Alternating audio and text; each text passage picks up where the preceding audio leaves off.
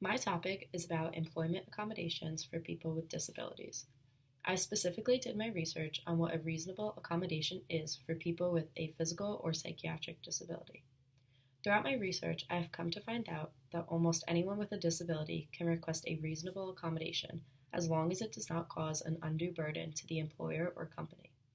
This means that if it costs the company a great expense, the accommodation may not be granted. One way to accommodate for this is to possibly have the employee work from a different location that is more accessible. Examples of accommodations for someone with a physical disability would be ramps in the workplace or a wheelchair accessible work desk. Examples of accommodations for someone with a psychiatric disability may be more frequent breaks or working from home to cut the costs of transportation. Employers, of course, want everyone who works for them to be successful, so as long as the request is reasonable, usually there's never a problem accommodating it. Sometimes there are obstacles a person with a disability may face in the workplace. They may be looked down upon, and others may see their accommodation as an entitlement.